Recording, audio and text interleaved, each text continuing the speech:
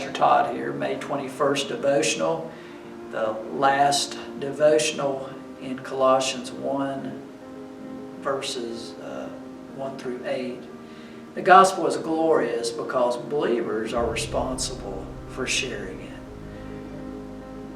Verses 7 and 8 read, "You learned it from Epaphras, our fellow servant, who is a faithful minister of Christ on our behalf, and who also told us of your love in the Spirit."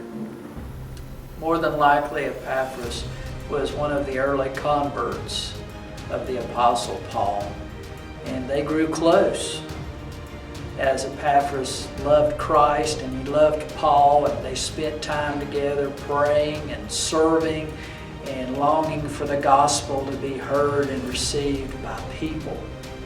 But they weren't perfect. They had issues, and we're not perfect either. 2 Corinthians 4:7, I love it. Paul says, "We have this treasure in jars of clay to show that the all-surpassing power is from God, not from us." We're weak, we're jars of clay, but there's a treasure within all of us, the gospel.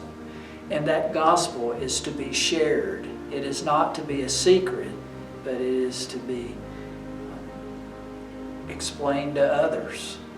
2 Corinthians 5:18 and 20 tells us that that's from God, that He reconciled us through Christ, not counting our sins against us, and that He has given us the ministry of reconciliation.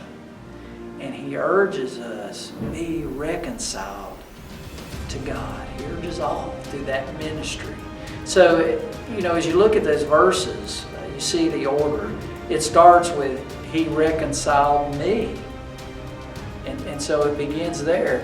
You have to understand that He has bought you back. He has reconciled you.